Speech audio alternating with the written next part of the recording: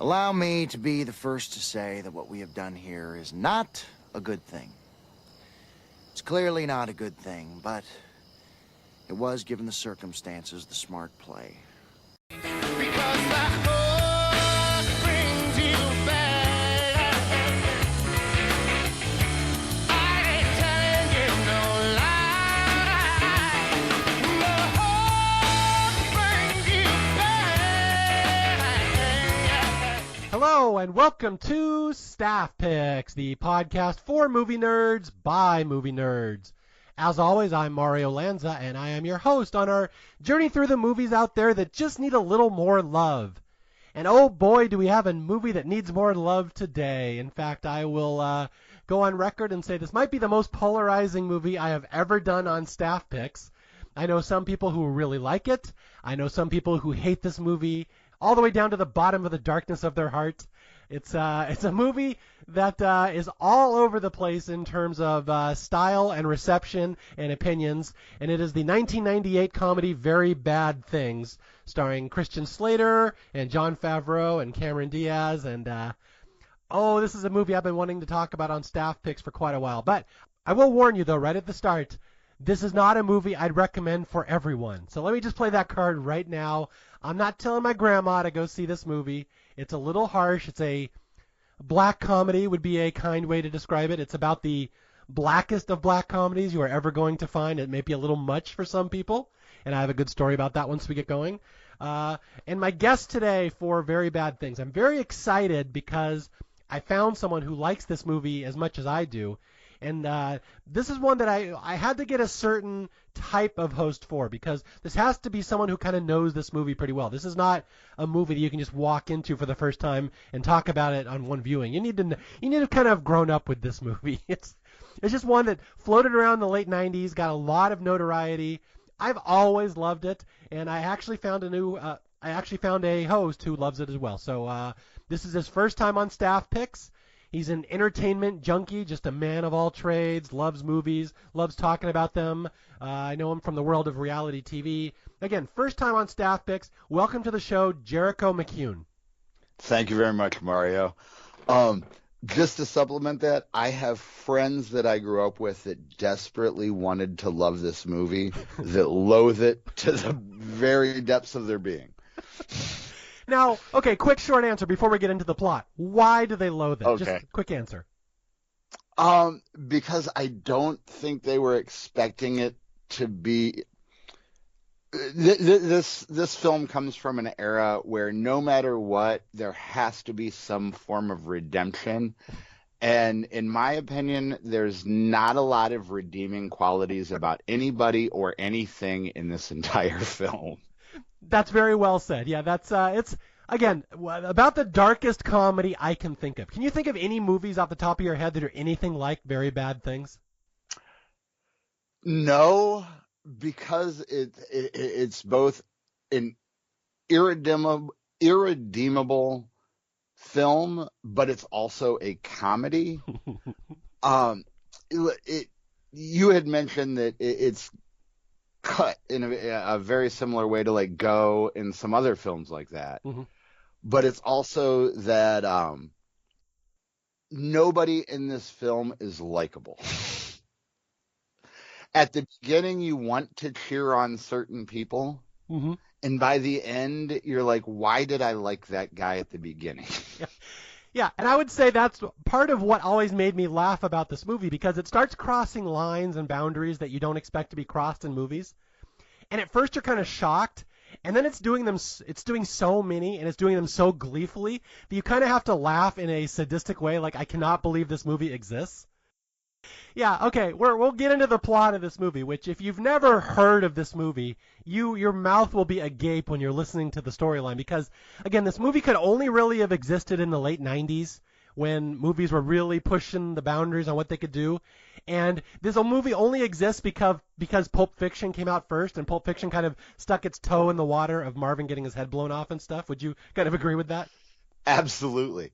And I feel stylistically it owes a lot to that mid to late 90s genre of film.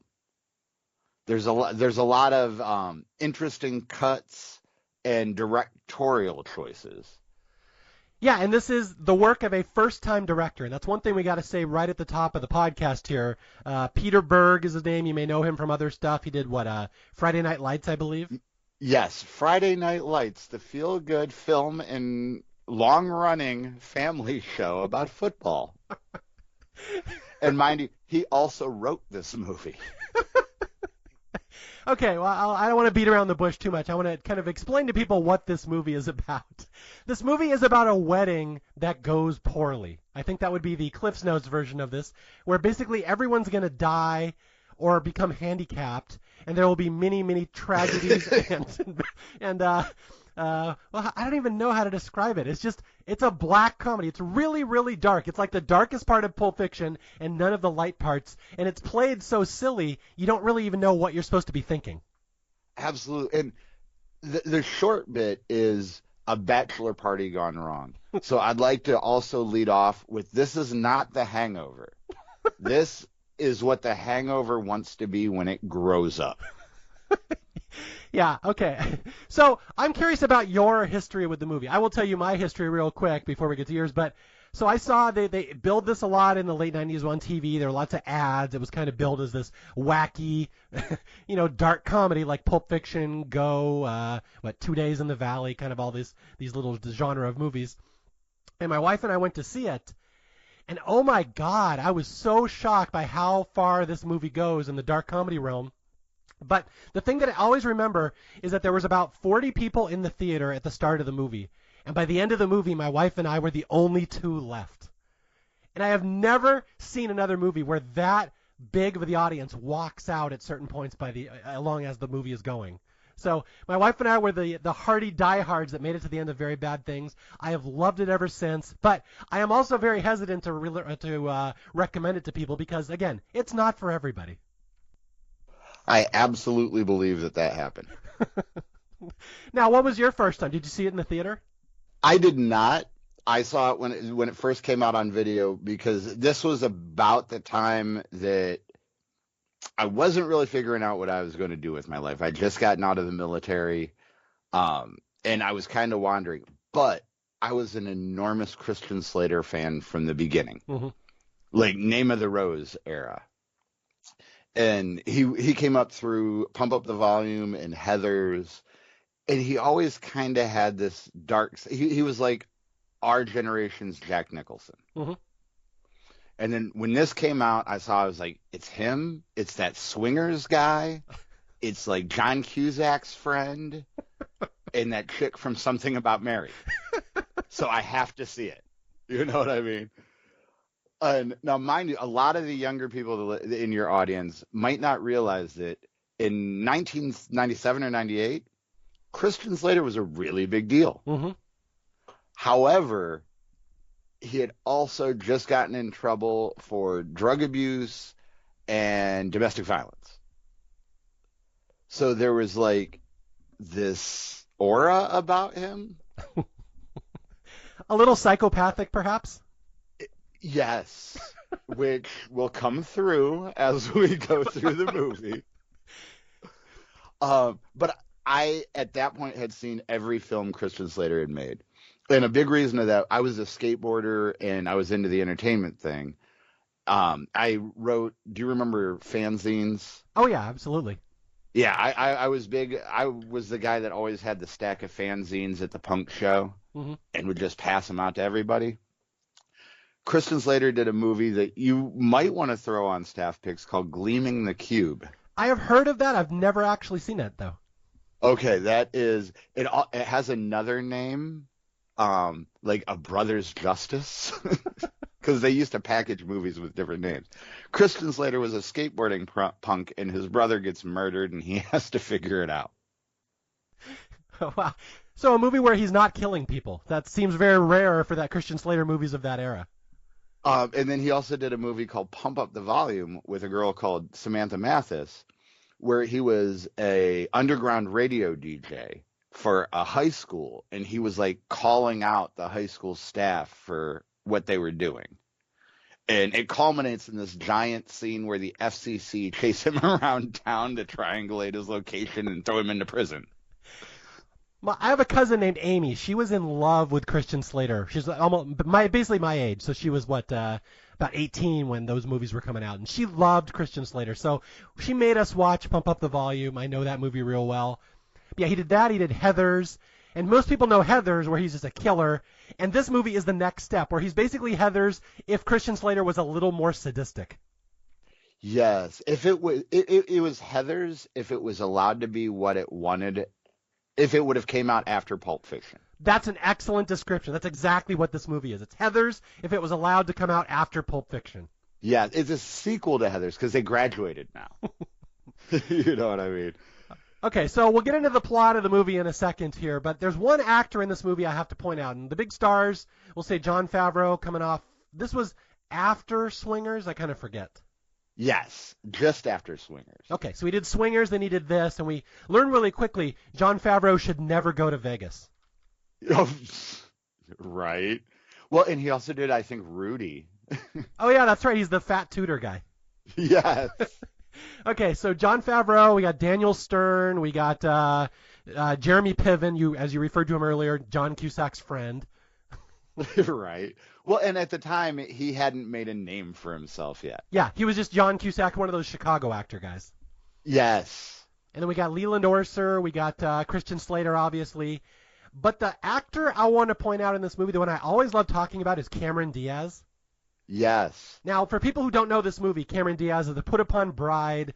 Her fiance is having a bachelor party. It's all going to go poorly when they, spoiler alert, accidentally kill a hooker by impaling her on a hook. And so yes. It will all go poorly. And by the end of the movie, she's actually more sadistic and evil than the guys who killed the hooker and have to bury her and cut her up.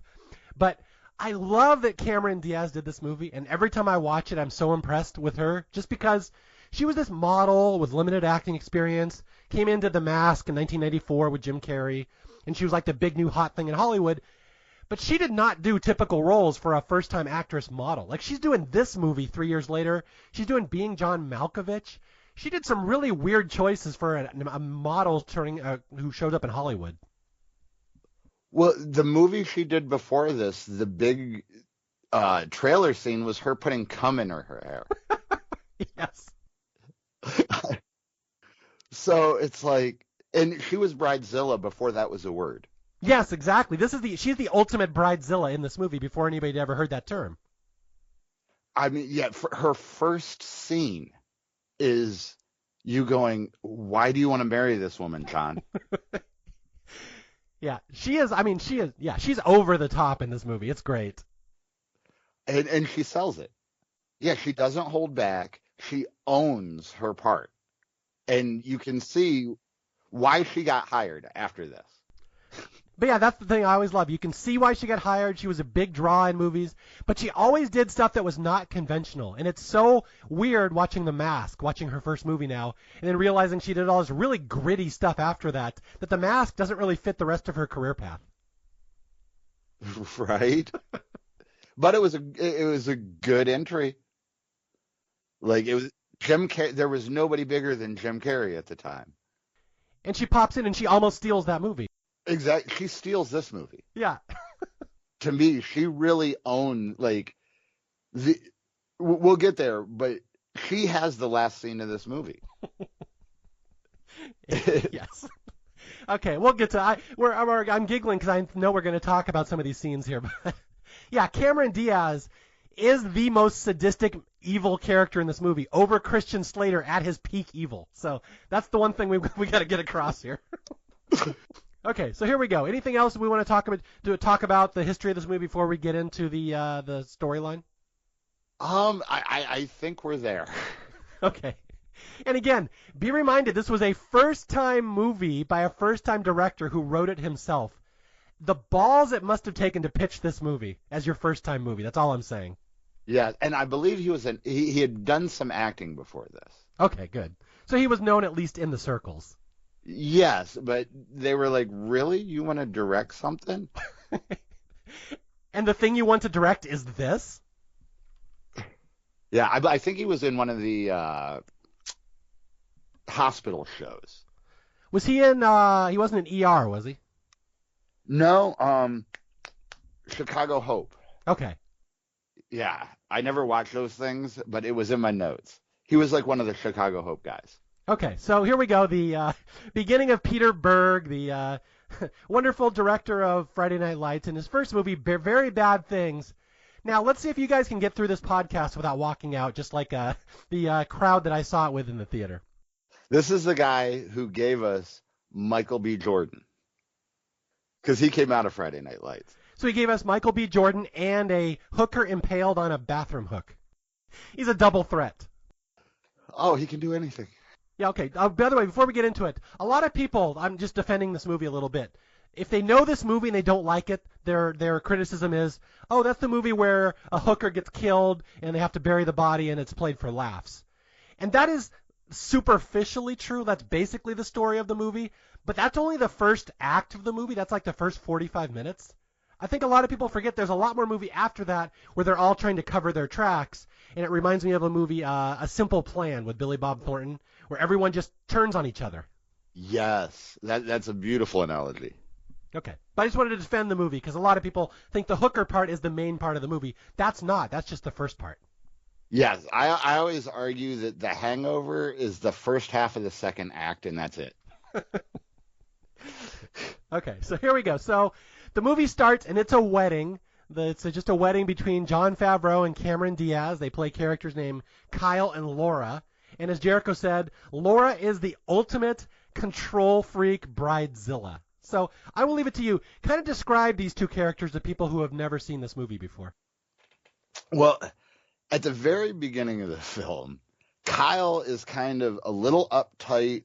I would go so far as to say he's shooting above his pay grade with Cameron Diaz. Yeah, he knows he's a lucky man being able to marry this beautiful woman. Yes. Cameron Diaz, on the other hand, in her very first scene, she tells us how much she dislikes his friends. Yes. We are introduced to her explaining that she doesn't like the people he spends his time with, and she doesn't want him to hang out with them. So they're going to get married, and the first thing she will do is make him give up his entire life to conform to her. Yes. Are you sure you want to go to this bachelor party? I don't like your friends. Okay, let's talk about the timeline here. So this movie starts the day of the wedding, and it starts with Kyle, that's Jon Favreau, and his buddy Moore, like his best man. And they're sitting on a chair, or sitting on like a bench, and their knees are all bouncing. They're super nervous, and we don't really know what they're nervous about. And that's because the whole rest of this movie will be told in flashback, basically. Yes, and mind you, his best friend looks beaten up already. Yes. Moore has been through some crap. Yes. Okay, so now we cut to the flashback, how we got to this part, the day of the wedding. And this is the scene you talked about where Laura, this is Cameron Diaz, is nagging Jon Favreau. They're like in line for their wedding license or something. And she just nitpicks him. She just nags at him. Yes, to the point where he almost breaks down when they get to the glass. Yes. What is she yelling at? She's yelling at him like, I think you forgot to send in the deposit to the tent people. You can't fuck around with these tent people. They mean business. I've dealt with them before. You do not cross them. Yes. And you can see, like, Peter Berg is so good. The people in line behind them are even getting antsy and uncomfortable at their antics. Yeah, we learn a lot about Kyle and Laura in the first 5 minutes of this movie. Laura runs the show. Kyle is kind of beaten down and whipped, but he knows he's lucky to be marrying this beautiful, again, Cameron Diaz, one of the hottest women in the world at that point. And so now she's like, you need to do this, you need to do this, this is what has to happen, you need to drop your friends are all losers. And then she's like, I can't believe you forgot the check for the tent. I bet you didn't forget the check to the bachelor party. And her go-to line is, do you love me? Do you love me, Kyle? I love you. Do you? And she's got another line here. Again, Cameron Diaz is so over the top as a bridezilla. She's like, you have to remember, Kyle, I will not be common. I am a creature like no other. Do you understand that? And he's like, yes, it's been beaten into me. He doesn't say it, but you can see it in his shoulders. Yeah. Jon Favreau has endured a lot of this just to get to this point in the movie, but he's ready to commit to marry her. But there is a running joke in this movie where she says, I will not be common. That's kind of the joke in this movie as you're laughing as it goes along.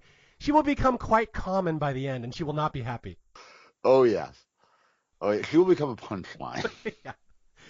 Okay, so, yeah, she's very upset that he's throwing a bachelor party, and he's like, well, you know, it's traditional, it's just what we do, my buddies are throwing me a party, and she's like, well, I hate your friends are all losers, they're not part of the big picture, and this is where we meet the 5 friends, and I will leave it up to you, or I guess it's 4 friends, so explain these 4 friends that she hates, starting with the one she hates the most, Robert Boyd.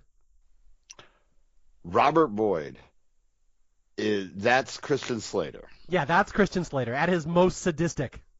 But when we first see him, he's selling houses, which he's a dick to the people he's selling the houses to, right off the bat.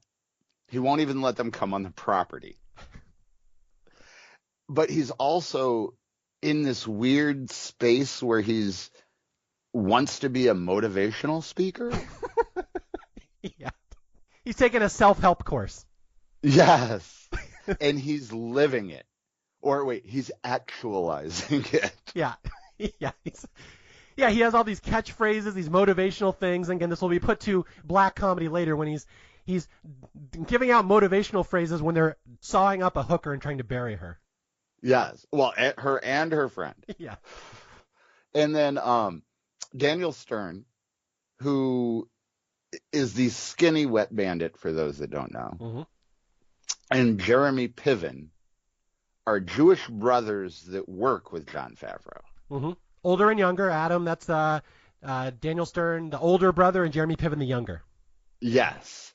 And they have one of those combative relationships that siblings always tend to have, where Daniel Stern thinks that Jeremy Piven doesn't have his shit together, and Jeremy Piven thinks that Daniel Stern is always riding his ass. And there is one other difference, that the older one, Daniel Stern, is married. He has a wife and a family, and the younger brother thinks he's become boring since he's been married. So there's a lot of tension between these 2 brothers. Yes, and he's married to, is it Jean Triplehorn that's his wife? Yeah, Jean Triplehorn, who is great in this movie. Yes, and he has 2 children, one of which is disabled, mm-hmm. that are constantly fighting. Yeah. This movie is not a good commercial for marriage. Let's put it that way. Yeah, it's not even a little bit. And then there's the last friend that you just don't really get anything from. Yeah, that's the one Cameron Diaz says more. He's just weird. I don't like him. He never talks. He's just kind of off-putting. He's a mechanic, played by Leland Orser, who I don't really know, but I know he's kind of a big deal in certain movies. But yeah, he's the 5th buddy. Yeah, he's one of those guys. He's William H. Macy before he got famous, where you're like, oh, that guy. Yeah. So this is the crew. You got Adam, the old guy, Daniel Stern, who's married with kids. We have Jon Favreau, who's getting married. He's the recipient of the bachelor party. We got the younger brother, Jeremy Piven. We got the hot bag of gas, Cameron Diaz says, Robert Boyd, that's Christian Slater. And then this weird guy, Moore. And they're about to go to Vegas for the big bachelor party. According to Jon Favreau, he reminds Cameron Diaz that he didn't write a check for the bachelor party because they set it up, they're paying for it, it's all their idea. Yeah. And we do see Boyd, Christian Slater, selecting and paying for the hooker himself over the phone, where it's $900 for just dancing, anything else is extra. Yes. Yeah, so he knows very well what's going on. Oh, yeah. Yeah, Boyd knows exactly where to get a prostitute. Yes, and this was in the days before you could look it up on the internet. Exactly, before the glory days of Craigslist. Yes. It was just, he was familiar. To the point where he called her personally, which is an important plot point later. That's a good point. I'm glad you pointed that out. Yes, he calls her personally and sets it up so she doesn't have to give a cut to her pimp. Thank you. Thank you for detailing the economics of the prostitute trade for my listeners. Well, just in case they didn't quite understand them. Yes.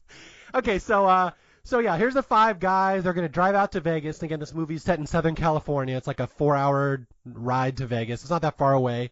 And we get in a minivan. In the minivan, yeah, this is okay. So we get the scene where they're setting off. And they go to Adam's house, who's the older brother, that's Daniel Stern, and they all pile into his minivan, and his kids are fighting on the lawn. It's just a funny little dichotomy of these five guys getting ready to go to a bacchanal orgy out in Vegas as their wives and their kids are fighting on the lawn. Yes. And his wife continuously screams at them not to smoke while they're smoking. Yes. That's great. Again, this movie, it's just a lighthearted comedy. That's the one thing, if you've never seen it, you will not believe it. It's just played so silly for how dark it's going to get later. But yeah, they're all smoking, getting ready to get in the van to drive to Vegas. And there's going to be a lot of bad shit happening in Vegas in about 4 hours. And she's very upset, and she's concerned they're going to smoke in the car. That's her big concern. Yes, because there's nothing worse.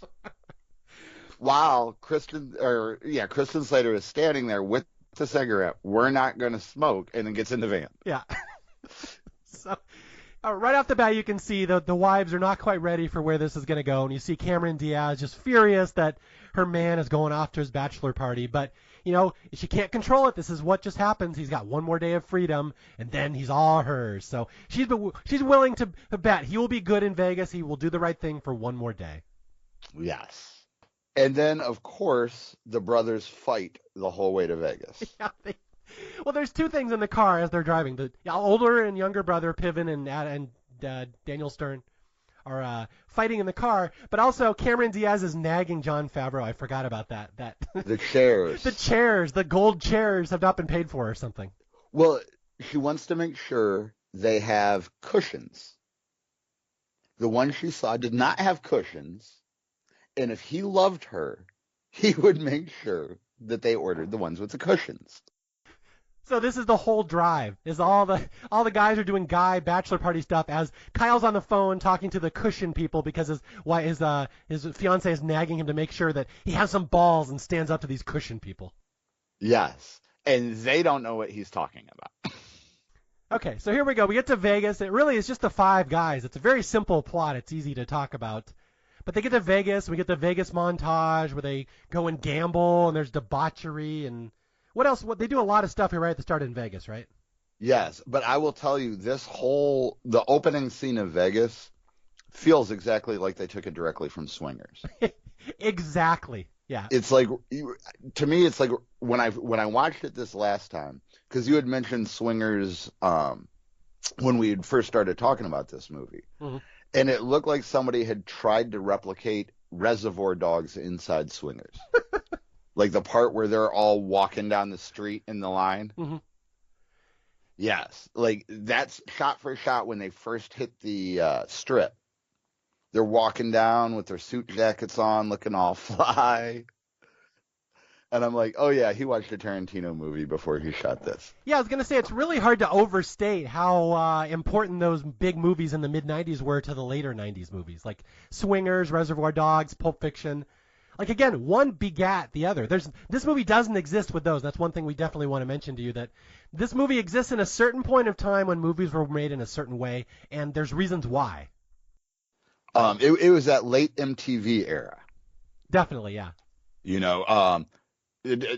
A little off topic, but like even WWE was doing their Attitude Era. Magazines of the era were those guy mags that were full of attitude. And, of course, the TV shows at the time, like the Jerry Springer Show, which was the most hardcore talk show ever. And, like, this was just a hardcore movie, or hardcore era for entertainment. That's the only way you can really say it. Yes. They were trying to push boundaries to see how far they could go. Yeah, this movie goes the furthest. We'll just say that. Okay, so we're in Vegas, and all of them are doing guy stuff, and they go up to, like, the Rain Man suite, and they have this huge suite upstairs where they can watch live boxing and do drugs and drink. It's this huge little bachelor party moment, and there's a little scene here that makes me laugh when Jon Favreau calls home to talk to Cameron Diaz right before the stripper gets there, and he's like, I love you, blah, blah, blah. And she's got a little wedding play set that she plays with where she puts it where all the guests are going to be. Yeah. I love that little detail. Yes. And in the background, they are doing more cocaine than is humanly imaginable. Everybody but Kyle. Kyle's being very good.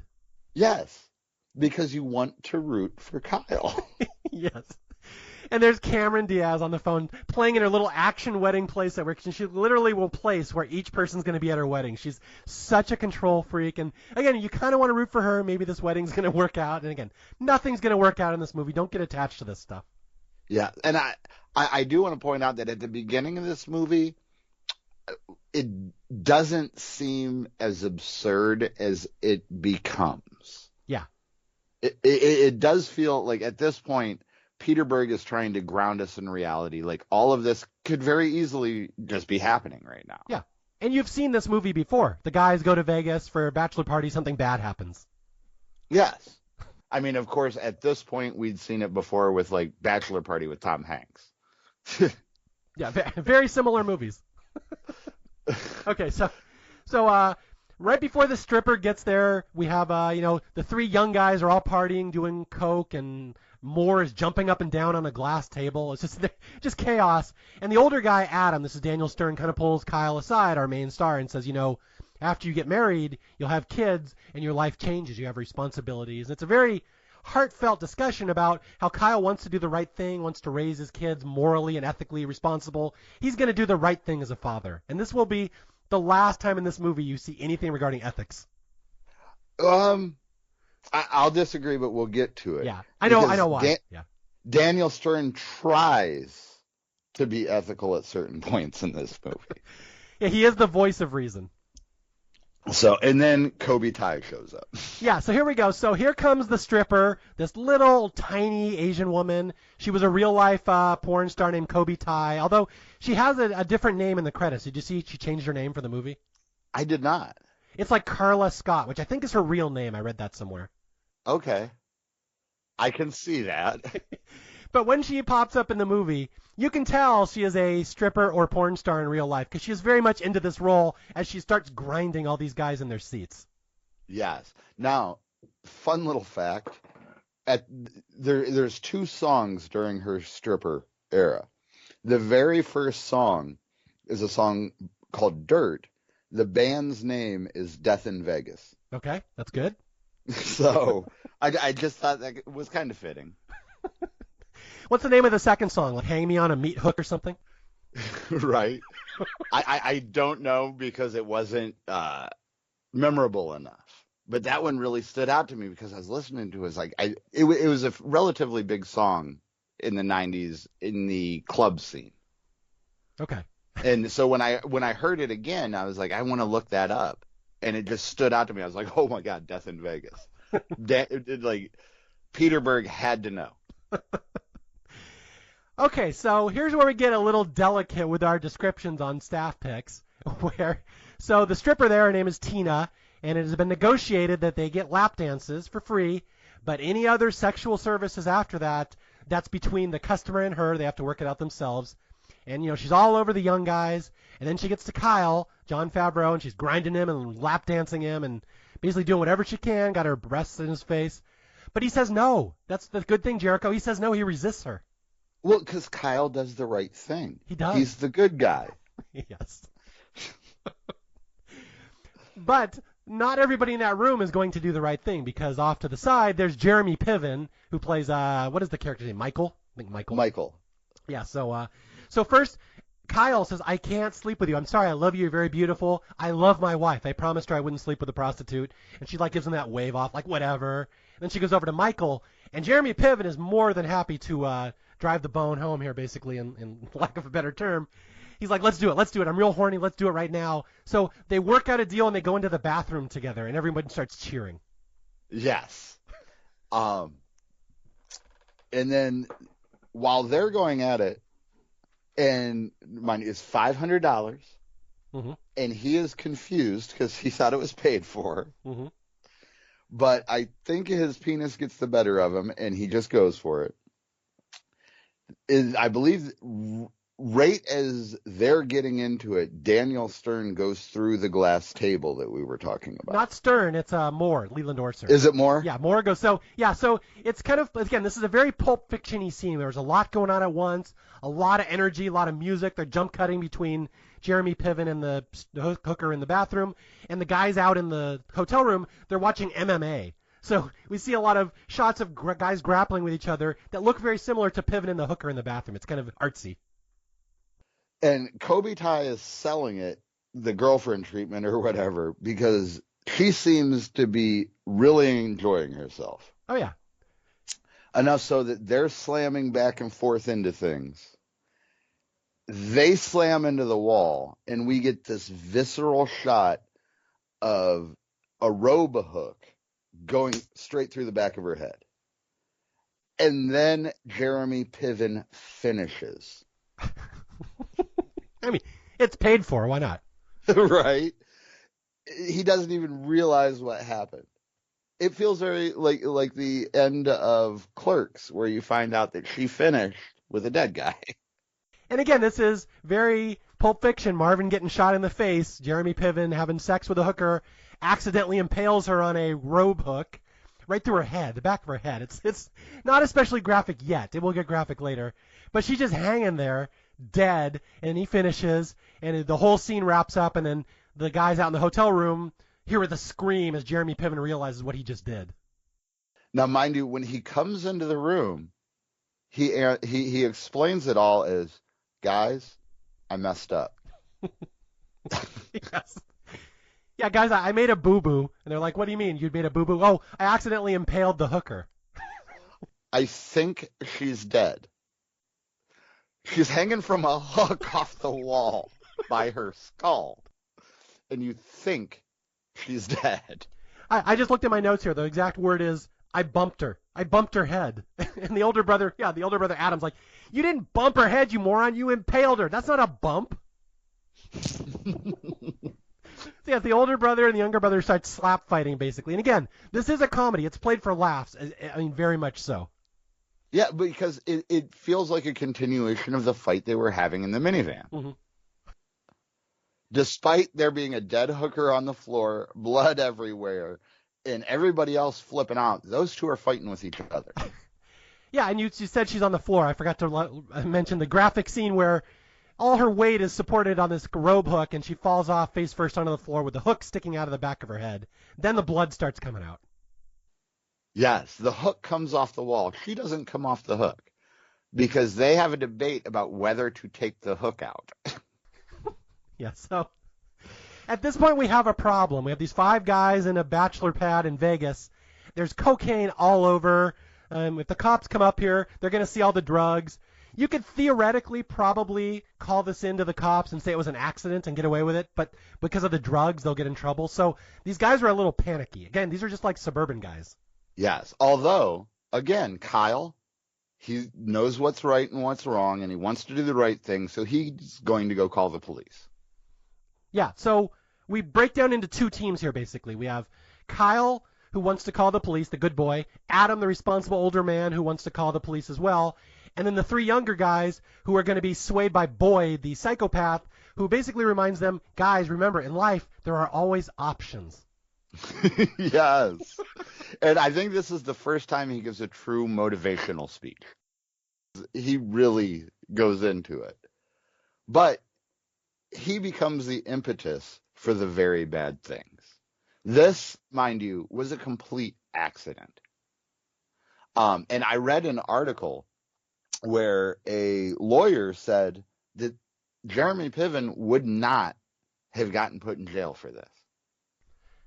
Yeah, that was Alan Dershowitz. That was one of the OJ lawyers, if I recall.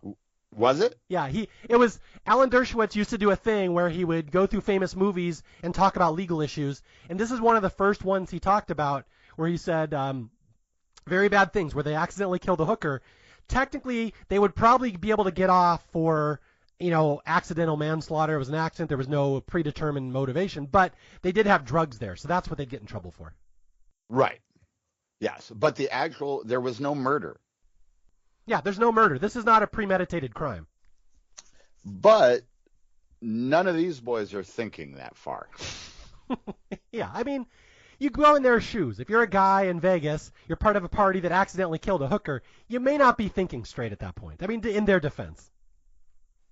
Yes, and one of the beautiful things about Vegas is it's surrounded by thousands of square miles of desert.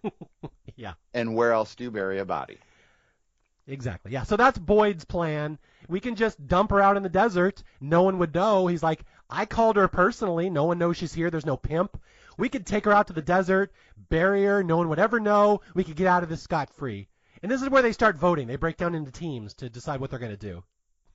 Like, because what else would you do in this situation but decide democratically? Yeah.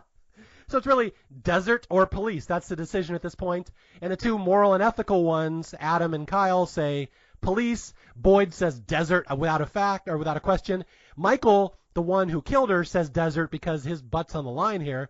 And we kind of have Moore in the middle, the weird one, who initially votes for desert, and eventually the three convince the other two that we should all do desert, and it goes 5-0. Yes, because I think, if I remember correctly, Boyd reminds Adam that it's his little brother's ass on the line. That's a good point. Yeah, Boyd knows how to sway the brothers. Yes. He is nothing but a master manipulator. So you can see why his job is selling houses in the late 90s. And I should point out here, there's a little inside joke here that so Boyd starts directing them how they're going to cut up the body, how they're going to get rid of it, how they're going to, escape from a murder scot-free. And Adam, the older brother, is like, Jesus Christ, Boyd, have you done this before? And that's like a little inside joke to Heather's where Christian Slater literally did do this before. Yes. He was asked that same question in Heather's. And in neither movie did he answer it.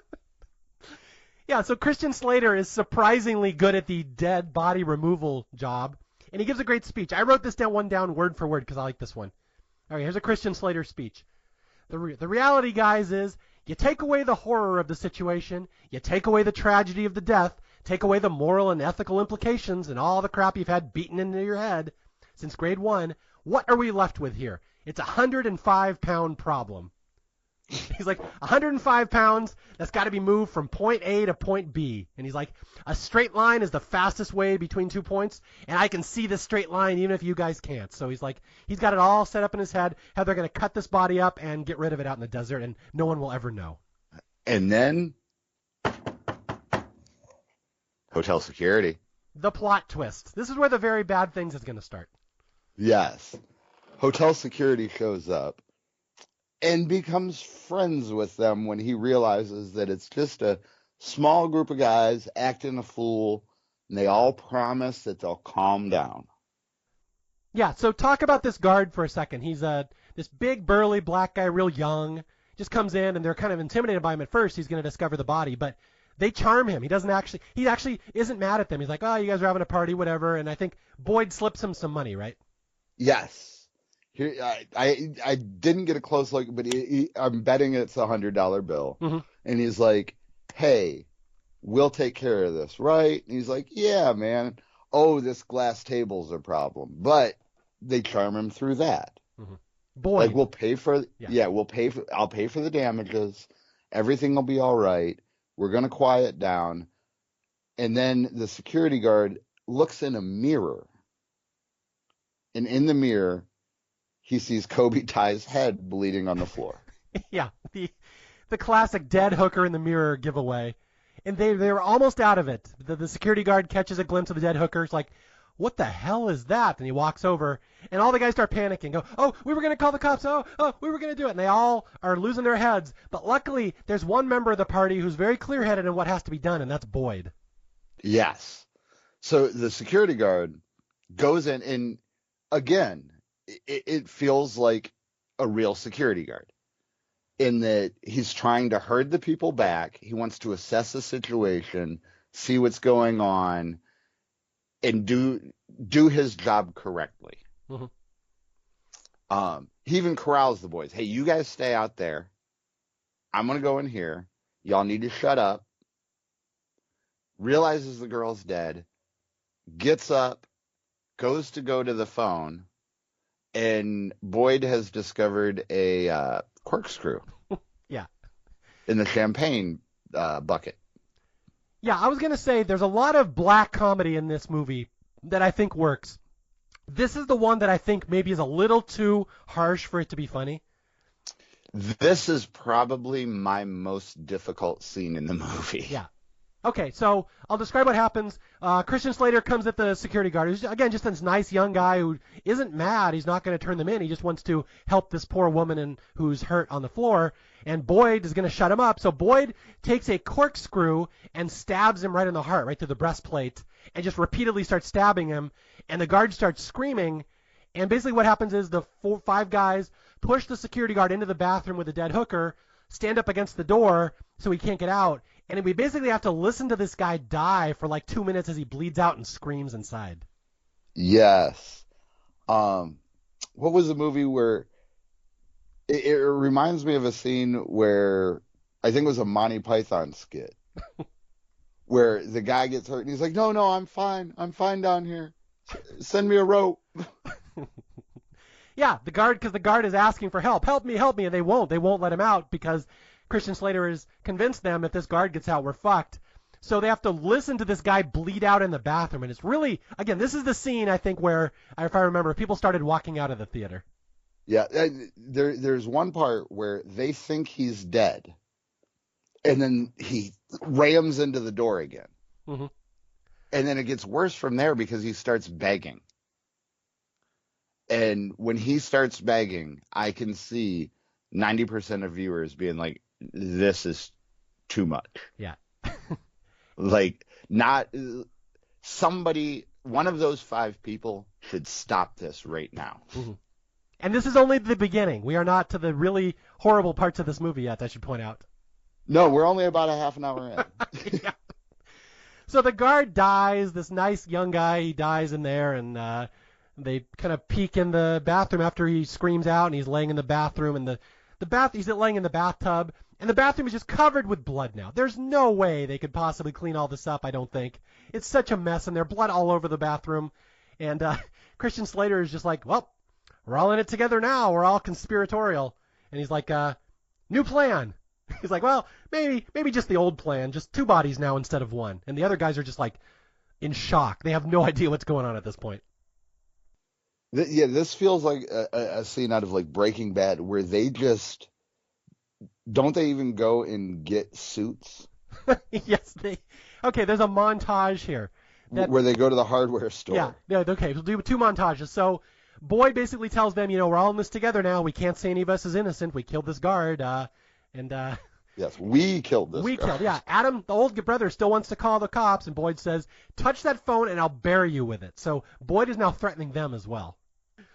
And this is the motivational speech I think you mentioned earlier, where he says, surrender is no longer an option, gentlemen. This is Christian Slater. We do this now. We keep our cool. We get through this. Understand not my words, but follow my orders. Let me be your success coach. Yes. And really from that era, there was very few better choices than Christian Slater to sell this Boyd dude. Yeah, like we're laughing. This isn't especially funny if you think about it, but the way it's presented on screen, I just have to laugh at the audacity of it. Like, really, that's where you went. They're playing it like a self-help movie. This is how we get rid of the prostitute and the security guard. Follow my mantra. We will succeed at this. We will be champions. Yes. And then, like you said, we have the montage where they're sawing up these bodies and scrubbing the walls, and because the wall, it's one of those almost self-cleaning bathrooms where you just go in there with a hose and spray down all the tile. And yeah, my wife was watching this with me the other day, and she's like, there's no way those 5 idiots clean that bathroom that well. There's no way. She's like, I've been married to a guy for 30 years. There's no way these guys could clean that bathroom. Oh, no, there is DNA evidence in every bit of grout in that place. Yeah, but we skipped over the Target montage where they go to Target. They buy all the supplies, and this is such a Reservoir Dogs scene. They're walking slow motion through Target, buying suitcases, shovels, plastic rain slickers, gloves, an electric saw. It's just there's so much implication what they're going to do, but it's done with so much style. You just kind of admire it. Oh, absolutely. Absolutely. And it's still got that kind of glossy look. It feels like a bookends where it's the outro montage of the Las Vegas trip. You know what I mean? Like it bookends them coming in and going gambling and hitting all that. It feels very similar. Like they're hitting the same beats. It's just suddenly very different. Yeah, we get a montage of them cutting up the bodies. And it's somewhat graphic. It's not as graphic as I've seen some horror movies with them taking an electric saw and sawing body parts off and putting them into suitcases. And like Jericho said, as they're leaving the hotel, they're playing the exact same Happy Vegas music, but they're all kind of looking around, wheeling these giant suitcases out on these little carts. It's a little different. And I will say, like when they're cutting up the bodies, a lot of the camera work is from like the back upper corner of the bathroom. So you become disconnected from this very dark problem. It's the God cam. God is watching and judging. Yes. But it feels easier. Okay, now that we're past that, we can fix things. Yeah, things will be fine. And so they go out and dig their holes. Yeah, this is an interesting scene because this scene is played so comedically. It's got this light, bouncy music. It's got just funny dialogue as they're trying to figure out which parts to bury in which holes. And I know Roger Ebert in his review absolutely hated this scene, that it's played so comedically. And that is where this movie becomes divisive. Whether you think this is actually funny or not at this next scene. Well, and it helps the comedy that all of the body parts are wrapped in dark plastic or extra layers of plastic. So you see the shape of a head, but you don't see a head. Mm-hmm. Yeah, it's not as graphic as you think it would be. Yeah. Yeah, so you're allowed, it almost feels like if you have the kind of dark humor that we have, mm-hmm. you feel like you can go ahead and laugh at it because it's a bag. Yeah, so here comes the humor. They're all out in the desert, the middle of the Las Vegas desert out by Red Rocks or whatever, somewhere out there.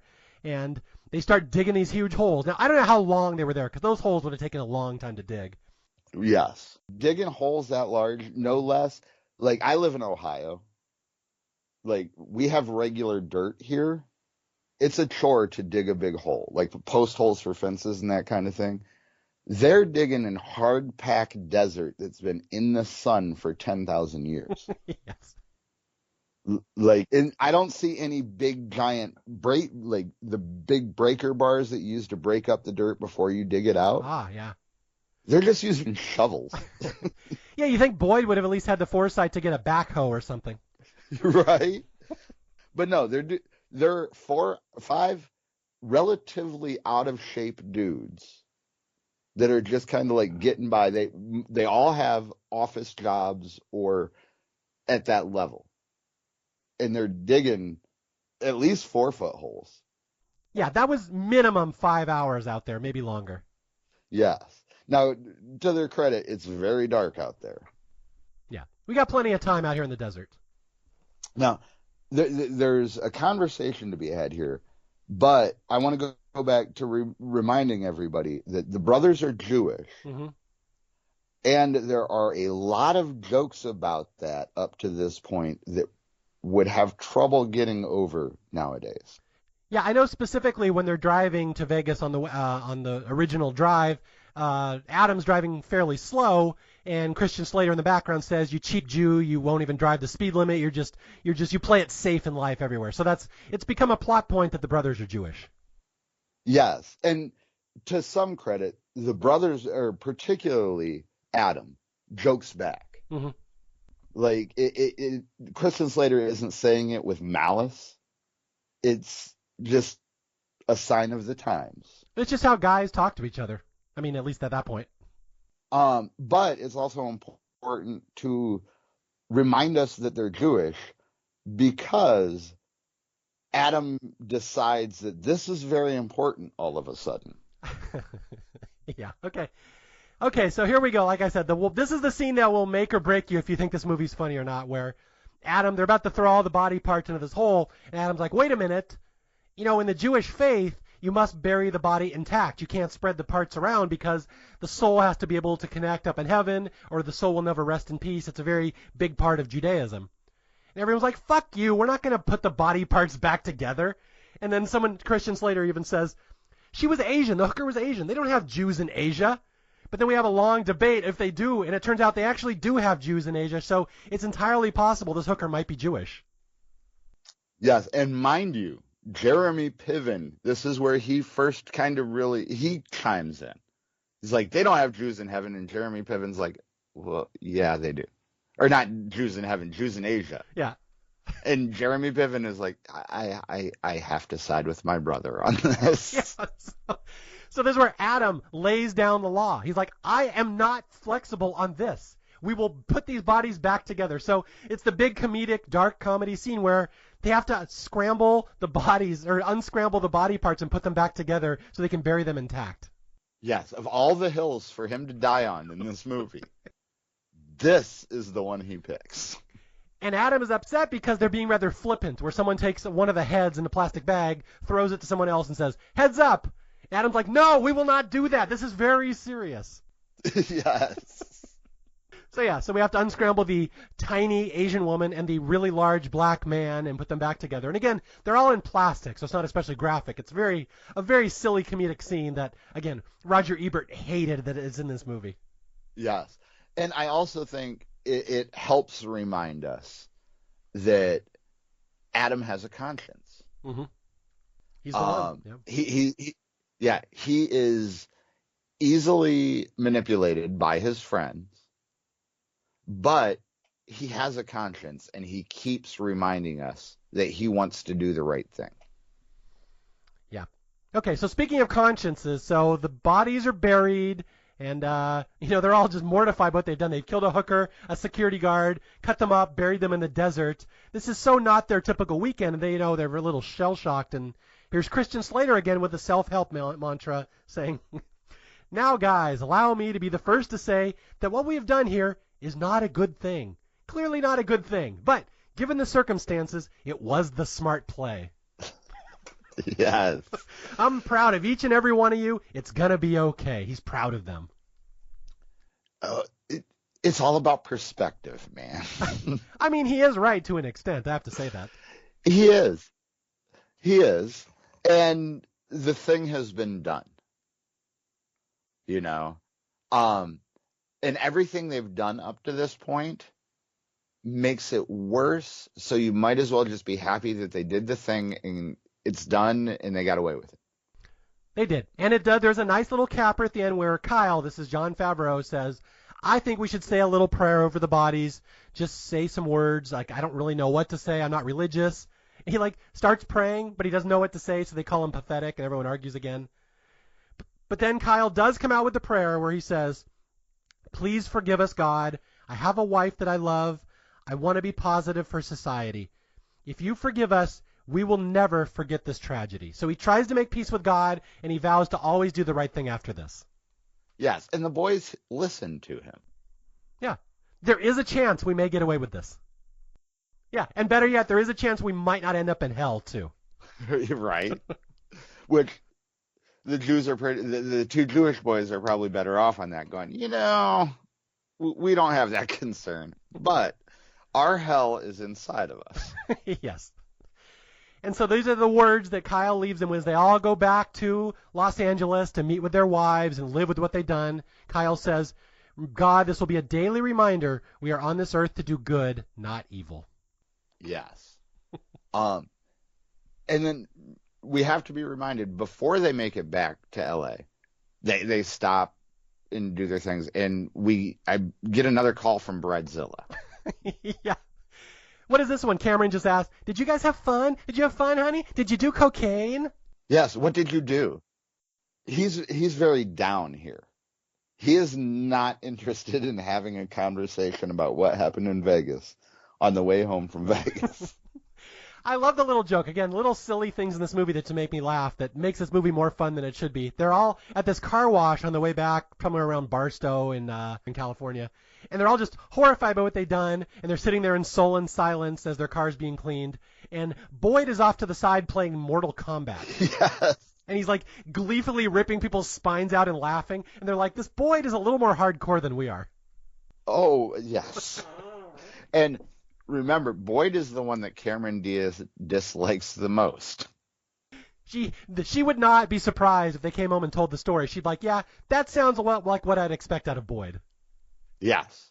Like, I think she doesn't hate the rest of his friends. She's just not fond of them.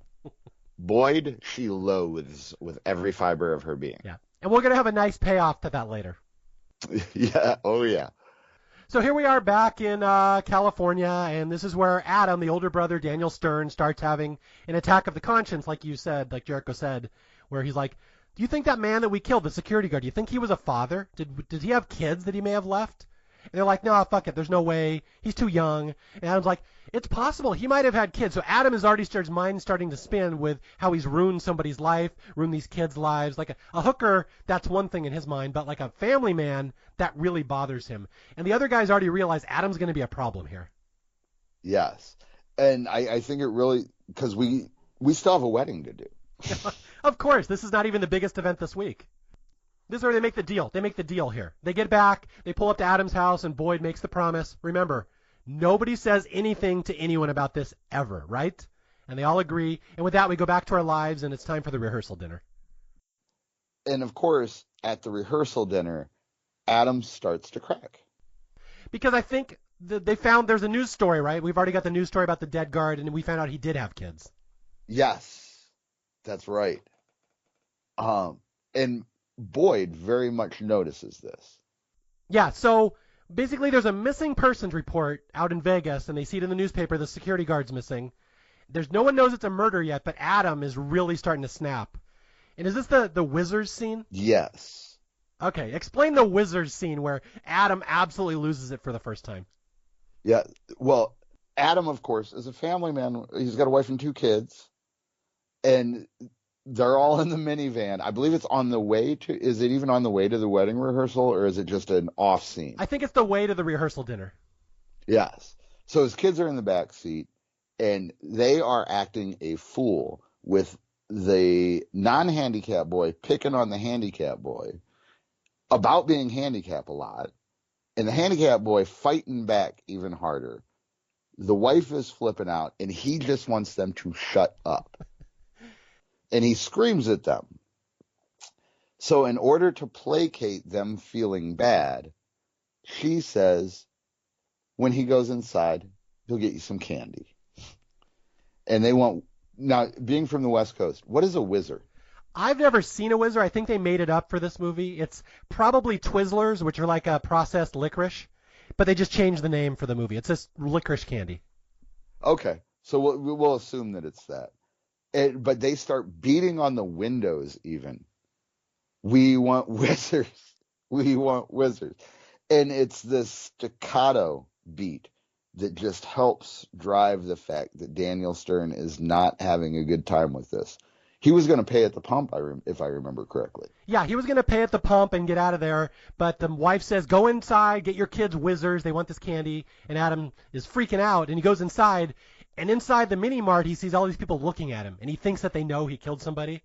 So it's just a spiral of paranoia and stress and pressure, and he just is about to lose it. He's going to crack. He's the one out of the 5 that's going to crack. He goes back in his car.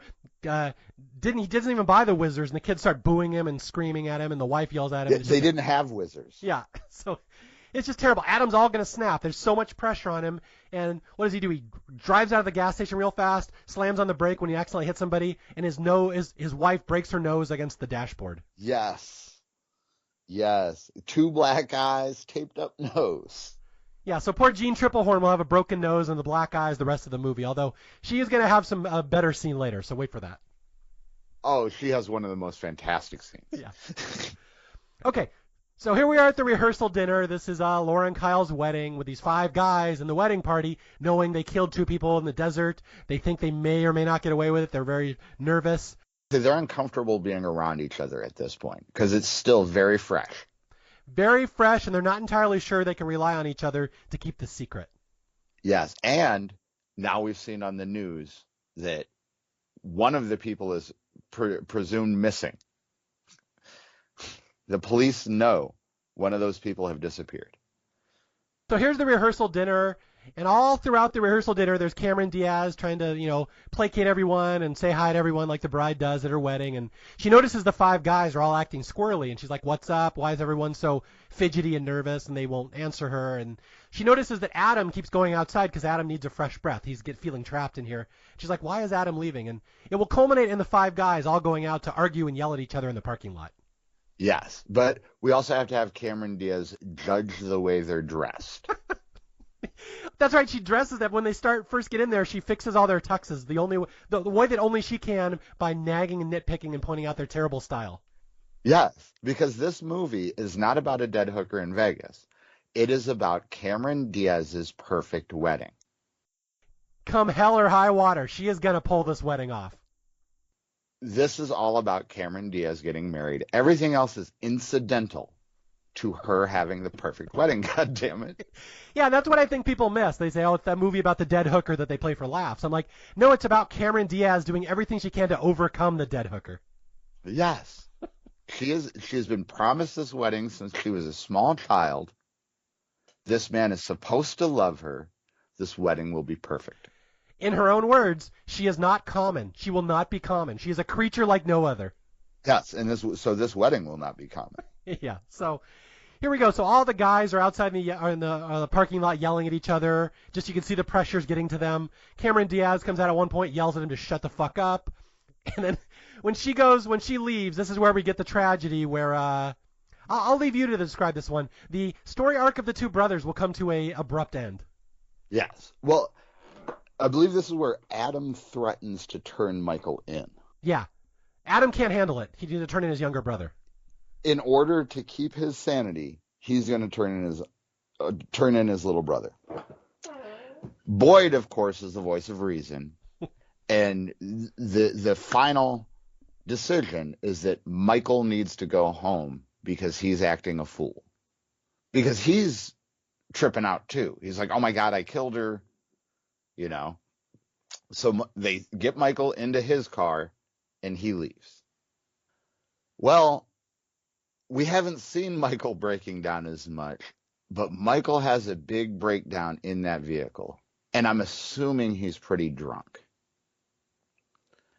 He looks over, sees his brother's minivan, and decides, you know what? Fuck that minivan. And just hammers the gas to destroy his brother's vehicle. Yeah, the older brother's minivan has been a point of contention among these guys the entire movie. It's the symbol of growing up, getting married, selling out, becoming a pussy. They all hate his minivan. So Michael, the younger brother, decides, in one last fit of rage, I'm going to smash into my brother's minivan just to show him what I think of him. Yes, and Adam, of course, decides that if he gets in the way, Michael will stop. Michael is drunk and stupid, and Adam jumps in the way. To me, there was kind of a mental struggle here where Michael really believed Adam was going to dive out of the way. Mm-hmm. Yeah. And Adam really believed that Michael was going to make a sharp left. Yeah. Yeah, this is not a planned murder. Yes. What happens is they're playing chicken and both lose. Michael just obliterates the bottom half of Adam into this van. Yeah, this is a very abrupt scene. I remember in the theater being kind of shocked because they tipped off a lot of the plot twists in this movie in the trailers. They did not tip off this one where, yeah, the one brother goes to smash into the other one's minivan. Daniel Stern jumps in front of it to protect his minivan, and Piven does not stop. And just, one of the hardest collisions you've ever seen in a movie. Just plow right into Daniel Stern. Just that one brother obliterates the other one. Yeah, he folds. The front of him just folds over top of the hood of this vehicle. And he kind of and then sets back up. Yeah, and it's very abrupt and very horrific. Even for this movie. So, of course, the entire wedding comes out. Or the entire rehearsal comes out. And the big plot point here is from where Janine Triplehorn goes over to oh my God, you're my husband and this is happening. And he whispers something to her. Well, that's the hospital. We're combining two scenes. Yeah, Oh, so I'm sorry. so we cut right from this. Yeah, we cut right from this scene in the minivan to the hospital where poor Daniel Stern's laying, dying in the hospital. He has no hope. He's gonna die, and right before he passes, he asks to talk to his wife, and the four other guys look as Gene Triplehorn goes over and talks to Adam, and he whispers something in her ear right before he passes, and they're all like, "Ah, shit, he just confessed about the murder, didn't he?" Well, and I think we get a close up of Boyd at this point, where we see that Boyd really noticed that. Yeah. And that's the thing with these five guys. They're all worried they're going to snap. They're all worried they can't trust each other to keep this secret, what they did in Vegas. But they're all secretly a little scared of Boyd, who has crossed the line into full-on murderer/psychopath. And when Boyd sees Adam whisper to his wife that he maybe did something in Vegas, we know that wife's days are numbered. Yes. And, it didn't help that Boyd has already threatened to murder them. Yeah. Boyd is someone you don't want to cross. Christian Slater in this reaches a new level of depravity and evilness as they're all just terrified what he's capable of. And we know that Gene Triplehorn now kind of knows what happened, perhaps. And so the next scene is them at a diner, the four guys talking what they're going to do. And Boyd's like, well, we'll take care of it. Just trust me. I'll get us out of this. And you kind of know where this is going. He's going to go kill the wife. And so now it's going to crossing lines you shouldn't cross because Boyd will not get captured. He's not going to jail. But we have a scene here at the funeral first where Michael snaps at his brother's funeral. Yes. This is where he actually screams, "I killed him." Yeah. Michael starts screaming, "I killed my brother." And all of a sudden the other three guys are like, "No, stop, shut up, don't talk." Yes. He has a complete breakdown in the front line of this funeral party. And is it Charles? The Leland Orser guy. Moore. Yeah, they call him Moore. Moore. And Boyd drag him out. On the way out, he grabs onto Gene Triplehorn and won't let go, screaming in her ear. Like, again, it's dark in the most uncomfortable. Like, if this is so uncomfortable for her. Yeah. A fist fight. Daniel Stern's funeral, there's a fist fight with all the brothers. Or with all the conspirators. Yes. And it felt like an I love you man moment between Jeremy Piven and Gene Triplehorn, but it's in the darkest of ways. I just murdered my brother and your husband, but he won't let go of her. If you watch, it takes them almost a whole minute to get him extracted from her. Yeah, yet another scene that Roger Ebert really hated in his review. He's like, the fist fight at the funeral. Like, it's played for laughs. It's supposed to be silly. It's just slapstick violence at a funeral. And he's like, I just found it distasteful. That scene was embarrassing to me. That's what he said, which I disagree. But this is, again, not a movie for everybody. Yes. Many, not everybody. Yeah. Okay. So here we go. It's going to spiral down now as, again, we're not going to have many characters left at the end of this movie. Sorry to spoil it for you. But so now Kyle goes to Cameron Diaz, his fiance, and says that we need to cancel the wedding. It's too much pressure. Everyone snapped. Adam just died in a freak accident with his minivan. And Cameron Diaz says, hell no, we will not cancel this wedding. All the deposits have been paid. We are locked and loaded. You better be there on the wedding day because this is going fucking through, you idiot. So Cameron Diaz lays down the law, and Kyle is more scared of her than he is of Boyd, I think. Potentially with good reason. Yeah, I agree. I would be too. Yes. But we're not done with Adam's family yet either. Oh, yeah. Okay, here we go. I'll set you up for this one. So they get a call. Kyle gets a call one night from the wife, Gene Triplehorn. This is Adam's wife. And she's like, I found a confession. And Kyle's like, what confession? She's like, before he died, he wrote out a confession of what you guys did in Vegas. I need to talk to you guys right now. So it's like, oh, shit, we're in trouble. The wife knows. She's going to call the police, but she's giving them a chance to explain it before she calls the police.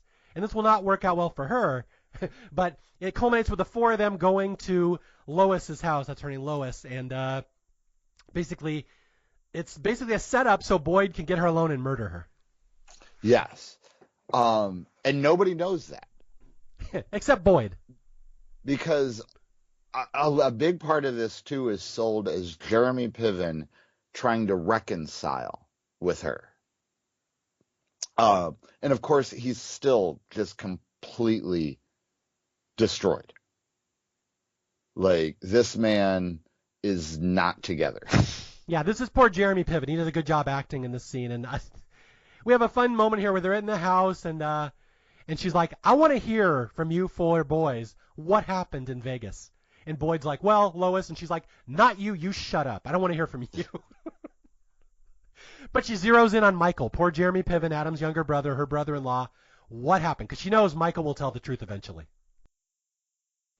Michael kind of does, but then walks it back because Boyd ends up cutting in and saying he was sleeping. What was it? Boyd that cut in? It's Kyle. Yeah. Okay. Oh, no, yeah, that's right. Okay. It's Kyle that cuts in and says Adam was sleeping with prostitutes. Yeah, I really like the way this scene is shot. And again, for as distasteful as the storyline is in this movie, and as goofy as some of the choices are, this scene has real tension. And I like the way the scene's shot, Yes. where Lois is interrogating Jeremy Piven. And he's like, "We were bad in Vegas, Lois." She's like, "Why? What did you do?" And he's like, "We were really bad." And Michael's about to crack.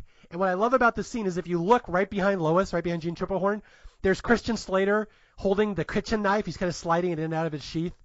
And you know the minute Michael admits what they do, then Boyd is going to kill Lois and probably kill Michael. So it's very tense. And at the end, Kyle jumps in to break the tension. Yes, that's what threw me because it felt like it should have been a Boyd line. But Kyle points it out, and Boyd just slides that knife back into that butcher block.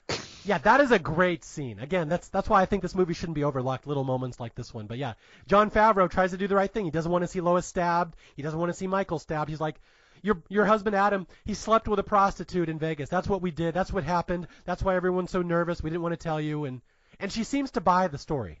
Yes. And then, of course, Boyd doesn't stab her with a knife. Instead, he stabs her in the heart with words when he's like, yeah, he's had this problem for a while or something like that. Yeah. Like, that's his addiction, is sleeping with hookers. Yeah, it's a rough one. So poor Jean Triplehorn has a breakdown, although she avoids her murder. She's not going to be murdered by Boyd, and they all agree, we'll just leave you alone here. You have the two sons that are always bickering. The handicapped one and the non-handicapped one, they're always fighting.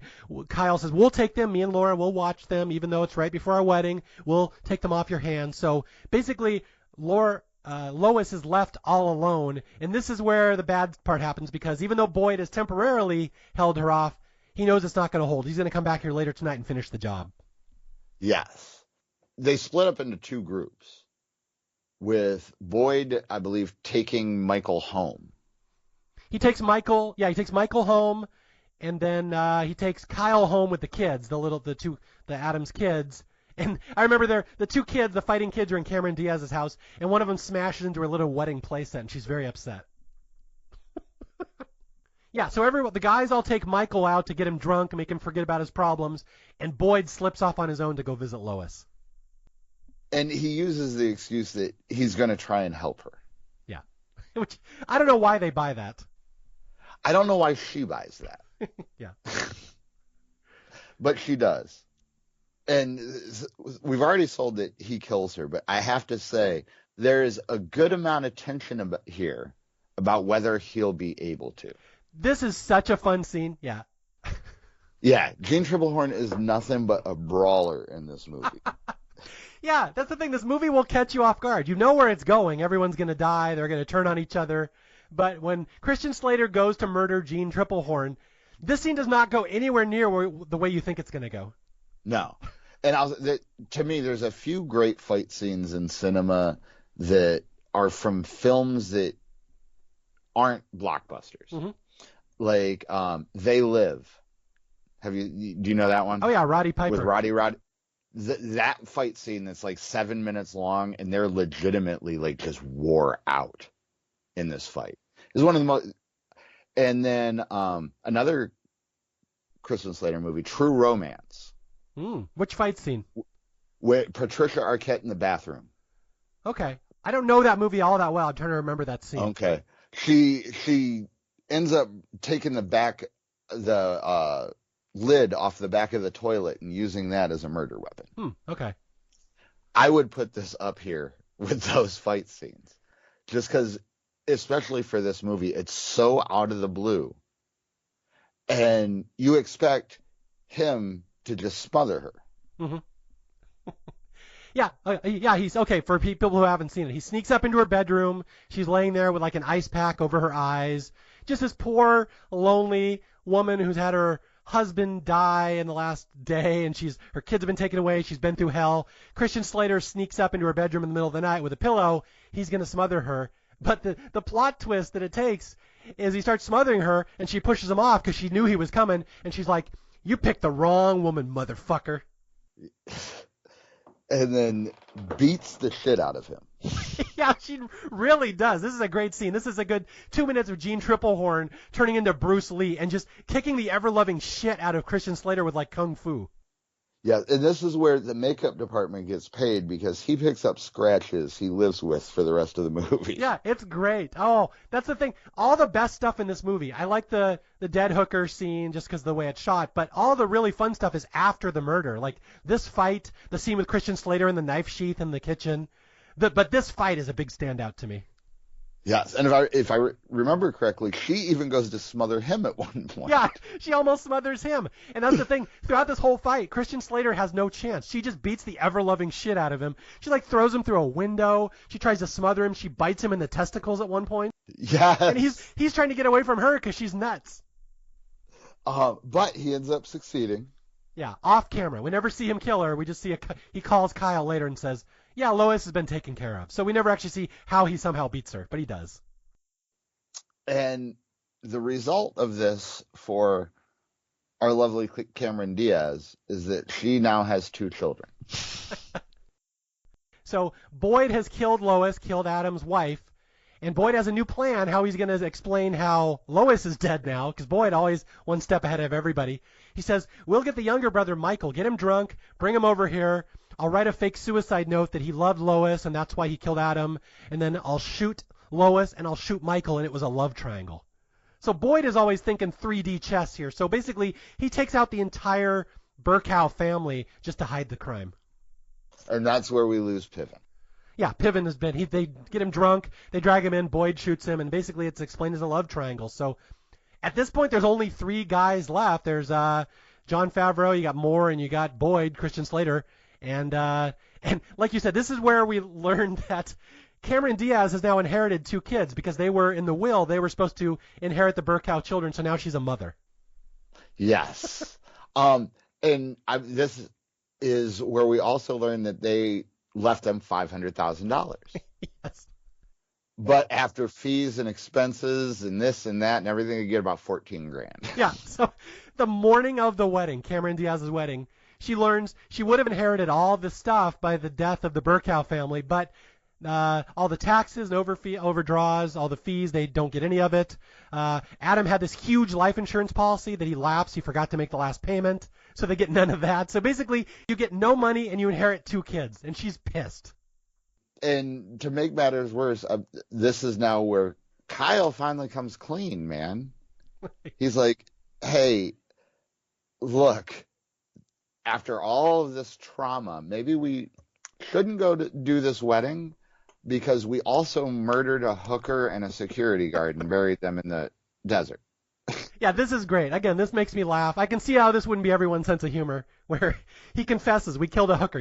He confesses to Cameron Diaz, we killed a hooker, and that's what happened. That's why everyone's so squirrely. And she's like, "Wait, you left a dead prostitute in the desert?"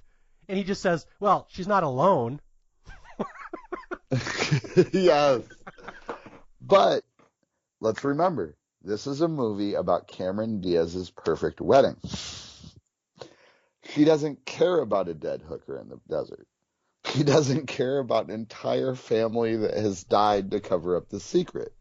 What she cares about is that there's a wedding about to happen, and if Kyle doesn't shut up and show up, she will kill him. Yes, she literally threatens murder. She's like, "I told you, no bachelor party, no Boyd. You were warned." She's like, "I have waited 27 years for this moment. I have focused, and I have prepared just to walk down that aisle. This will not stop me. I will not be derailed. I will not be embarrassed on my special day. You will be there. I will not be denied." And this is where you start to see where Cameron Diaz is vicious. She literally is the scariest one in the movie. Yes. Like, you were starting to root for her because she was the only good soul left. Mm-hmm. Yet she was a mean, nasty bridezilla, but like it was just about her wedding. Other than that, she had done nothing wrong. Now she's just straight up, no, I don't care. You can be a murderer, that's fine. Shut up, I don't care. Get ready. Go get dressed. Just don't embarrass me on the day that I have planned out with my action wedding playset. Yes, there are 3 of you left. The 3 of you will stand up there. Even Boyd, even though she hates Boyd, and even though he is a murderer and will probably murder someone else in the future, she doesn't care because he's in the wedding party. He has to buck up and get through this. Yes, he is a warm body. You don't get 5 anymore, so you're already mismatched when it comes to bridesmaids versus groomsmen. And here's her quote as we flash back to the forward, or flash back to the present. She says, Kyle, listen, tomorrow I am walking down that aisle come hell or fucking high water. Yes. And then Moore and Kyle sitting on a bench, not looking enthused about life. The first shot of the movie, now we understand why they're so nervous on the day of the wedding. They're scared of Laura and scared of Boyd. They're scared of everybody now. Yes, we also see why they look exhausted. Yeah, they've had a rough week. Yes. But Boyd is not done yet. Boyd knows there's money to be made out of all of this. Yeah, okay, let me summarize that, because I had forgotten this part until I watched it this last time. We're in the last 10 minutes of the movie here, but it's a very busy 10 minutes. yeah, it's a very busy. A lot's going to happen in the last 10 minutes. We got to get rid of some characters. But so Boyd is there the day of the wedding, and he's like, we did it, guys. We made it. And Moore and Kyle are like, shut up. We're still going to get caught. And Boyd's like, well, there is something I do have to bring to your attention. I understand that Adam had a life insurance policy when he died. Mikey, or not Mikey. I keep calling him Mikey from Swingers. He's not Mikey. He's Kyle. Kyle, I understand you inherited a bunch of money. A lot of that inheritance should go to me because I did all the work to get rid of Adam, to help you out of this crime. So you owe me some money. And Kyle's like, fuck you, you're crazy. And this is where they start getting in a fist fight where Kyle and Boyd start scuffling. Yeah, and it's not nearly as good a fight as him and Gene Triplehorn. It is, but it has a good surprise ending. And that is? That is where Cameron Diaz comes in on the day of her wedding, sees the groom and the best man fighting, and she's like, don't fight, this is my day. And she pulls out a coat rack and smashes it into Christian Slater's face and basically destroys him. And Cameron Diaz is no longer even a little bit of a good guy. No, she's so angry that they're fist fighting on the day of her wedding. She basically turns Christian Slater's face into a pulp and kicks him down the stairs and says, this is my day. Yes. And then goes back to the wedding. Right back to the wedding. Right back into wedding mode. And she just tells her husband, Kyle, she's like, take Boyd, stick him in the crapper, and get your ass upstairs. We're getting married. Yes. And they do. Yeah. To her credit, she was not denied. She gets married. And Kyle walks down the aisle. And in a fun little callback, right before the wedding procession starts, you see the crowd, like, figuring out where to set. And they're kind of annoyed because this is taking a little bit long. Mm-hmm. And there's an old woman that is just not enthused about her seat not having a cushion on it. And she's trying to figure out what to sit on. I didn't catch that. Oh, my God. That's so great. And then the wedding happens. Yeah, the wedding happens, and we only have Moore and Kyle gets married. Although we do run into a little twist at the end because, Moore doesn't have the rings. It's a problem. It turns out the bloody-faced pulp of a man down in the basement, Christian Slater, has the wedding ring, and Moore has to go get it at the last minute. And Laura is very upset she doesn't have that ring ready. And I think that's his best scene in this movie. Who, Moore's? Yeah, and it's very short, but it's just him realizing he's got to go reach into Christian Slater's pocket. So Christian Slater has had his face beaten to a pulp. He's down in the basement. He's crawling up the stairs. He's going to go kill everybody up in the wedding. Moore opens the door to go get the ring. He knocks Christian Slater down the stairs, and that finally kills him. And then Moore has to go grab the ring out of his jacket. Yes, right at when Christian Slater hits the landing, there's a nice sound cue that is, I think, signifies his neck snapping. Ah, okay. I think that you have to listen close for it. But I think sound was made us, because this is a movie that gives you a lot of hints. Yes. So yeah, technically Moore killed Boyd. Yeah, Moore kills Boyd, and right when Boyd hits the ground and his neck snaps, they cut back to the wedding, the chapel, and you just hear Moore scream, "Ah, Jesus Christ!" Yes. But anyway, that's the wedding. It's a happy wedding, and Moore comes back with the ring, gives it to Kyle. Kyle puts it on Laura's finger. She gets her wedding, and at the end of the day, all's well that ends well. And if this were a happy movie with perhaps a less ballsy director, that would be the end of the movie. So, Cameron Diaz, her thought patterns are not very. Maybe she disliked Boyd because they were so alike. Because Cameron Diaz decides that Moore needs to go now because he's the last remaining witness to everything that's happened. I don't even know if it's so much he's a witness. He's just Kyle's only friend left. So just get rid of all your friends. That's what I told you at the start. I think that's a better thing. But we're sold as he knows because she doesn't even know that Moore ultimately killed Boyd. She thinks she killed Boyd. So yeah, she has instructions for her new husband. She's like, Boyd is down dead in the bottom of the church. Take him out to the desert, bury him with the hooker. And while you're out there, kill Moore too. And then she's like, and just for good measure, we inherited a dog from Adam's family when he died. Kill the dog too. Just kill everybody. And poor Kyle's like, wait, kill the dog too? Yes. And so they go out and we get this great scene where it's going to happen. It was almost Sopranos-esque, I'm going to say, of Moore digging the hole and Favreau behind him, or Kyle behind him, like amping himself up to murder his only remaining friend. Yeah, this is a tough one because Kyle has technically never killed anybody yet in this movie. No, Kyle has really kind of been the good guy. Mm-hmm. He's an irredeemable good guy, but he is still, it's his hero's journey we're undertaking. Well, again, like he said at the funeral, remember God, I am here to do good on earth, not evil. Every day of my life, I will be reminded of that if you forgive me. So he wants to do good. Yes. And is this where Moore keeps mentioning the good he's going to do from now on. Yeah.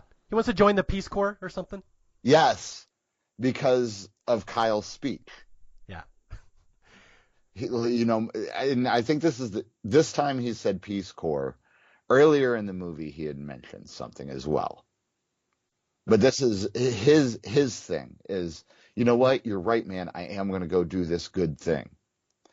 So, cut to us finding out that the Jon Favreau murdering Moore was kind of a fever dream. And really, they just buried the body and they're on their way home. Yeah, okay, so, yeah, Cameron Diaz has sent her husband out, her whipped husband, out with one mission, kill Moore, kill the dog. She says, you're going to need to start flushing the toilet like a big boy. And then she's like, do you love me? Do you love me? If you love me, you'll do this.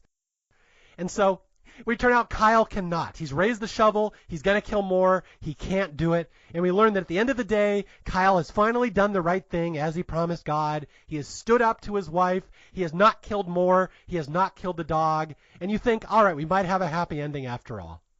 Yes. And then our lovely hero Kyle is rewarded by slamming head first into another car in... Does he go out the window? Yeah, straight through the windshield.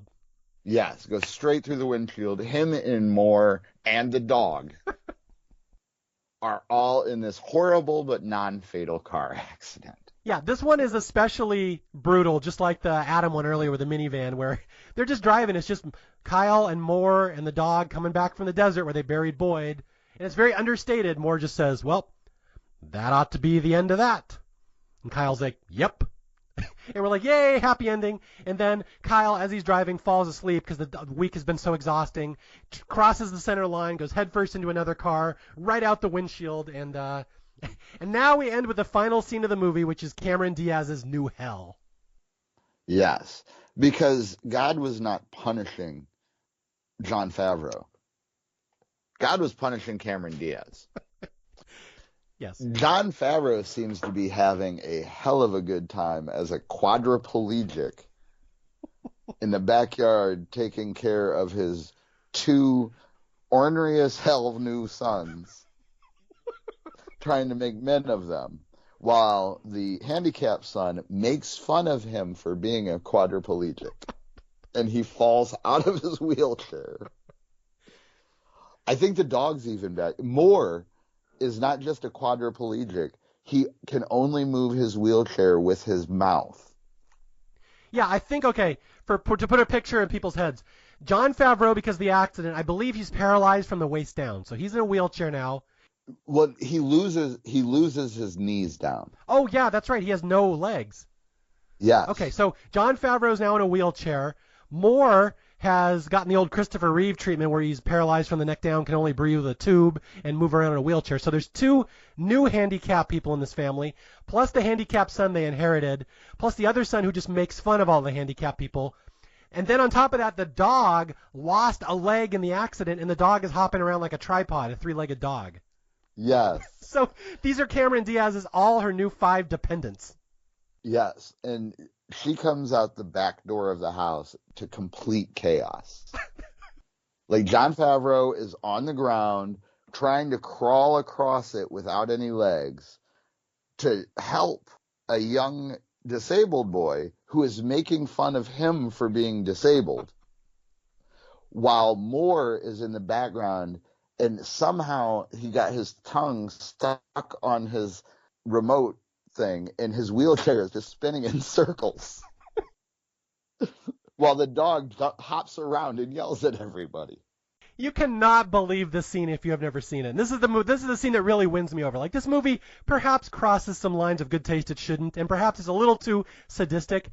But the ballsiness of this final scene, where Cameron Diaz, whose whole life revolves around being special, not being ordinary, is now special and ordinary. She's a housewife. She's cleaning the house. She has 5 handicapped, dogs and people that are dependent on her. She's just screaming. She cannot handle what has just happened to her in her life. And then at one point, the little kid in the crutches goes to Jon Favreau and says, "I hate you and your bitch wife." And she just melts down. She has a complete breakdown. Yeah, if you made it through 97 minutes of this 100-minute movie, Mm-hmm. if you made it 97 minutes and then don't laugh at this scene, I don't know what's going on. And then she runs into the middle of the road. She runs out the fence and into this middle of the road, and she's doing the run with the floppy arms. Like, she can't even be bothered to run away. She just knows she's kind of limping away. Yes. This will be the hell of her life for the next 40 years, and she knows it. She puddles into the middle of the road, screaming and sobbing and crying. And her neighbors are just, and we just pan out to that God view again, right up into the crane. My God, that ending. This is a Cameron Diaz movie. It's like in Silence of the Lambs. Hannibal Lecter was only in something like 18 minutes of that movie. And people don't realize that. Cameron Diaz is not in nearly as much of this movie as any of the 5 guys. Mm-hmm. But she kills this movie. This is a movie about her. It's like a video game where something bad happens at the start, and you have to beat a series of bosses to escape and you get out of it scot-free. And Cameron Diaz is the ultimate boss that Kyle must defeat at the end. He's got to defeat, Adam and Michael, his conscience and God, Moore, the dog, Boyd eventually, but then there's the ultimate boss, Cameron Diaz, and he cannot beat her at the end, but it doesn't matter because her life is ruined. She is now ordinary and not special. And it's just such a fitting little twist for this movie at the end, where she just is laying there crying in the street, knowing this is now the hell of her life and she can't do anything about it. And since you hate her so much, it's such a I don't even know the right word. It's not a Schadenfreude, I think that's how you pronounce it. It's a wonderful turn for her where she ends up. This is the kind of movie. Not only do I love this movie, but do you know who Rachel Talalay is? I don't know. Okay. Do you remember the movie Tank Girl? I know Tank Girl with Lori Petty. Yes. That is absolutely easily my top 5, probably my number 1 favorite comic book movie of all time. Okay. It is ridiculous. Ice-T dresses up as an anthropomorphic mutant kangaroo. Right? I would love, and Rachel Talalay directed it. I would love to see her make Cameron Diaz's perspective of this movie. Yeah, it was really interesting. I was trying to read a bunch of interviews about this movie, and it's not a movie that was surprisingly, it was not very well covered by the press. Nobody wanted to talk about it after it came out, but I would love to hear what Cameron Diaz thinks of this movie because, again, I've said it at the start, I am so impressed that someone with her background, limited acting ability, to model, grew up selling weed or buying weed from Snoop Dogg in Long Beach. She's not really like your typical Hollywood actress. She's kind of showed up and was the flavor of the month for a while. And then she would do these ballsy roles like this where she made herself look so nasty and ugly and mean-spirited. Like, that was so not the typical career path for someone like her. So I just love that she was in this, being John Malkovich, and I would love to hear her thoughts on this movie one day. I did find an interesting, Jon Favreau used to do a show called Dinner for Five. There's an episode of that Peter Berg is on, and one of the conversations is about this. But generally speaking, nobody talks about this movie. Because in all of these actors, now Jon Favreau, of course, is enormous, as is Cameron Diaz. But the rest of them are they've had their moments and people remember them. But when this movie came out, every one of these actors had another movie that came out almost immediately before or immediately after that they were able to just overshadow this movie with when it came to interviews. And again, because it was not widely loved by the press or the audiences, it's one of those movies they may be a little embarrassed to have on their resume, which if you were a big mainstream star, I could see that. But like if I were Cameron Diaz, I would love this movie. I'd be very proud of the work I did on this movie. Yes, but at the time, and because of the press it was getting, I'd probably much rather talk about being John Malkovich. Of course, yeah.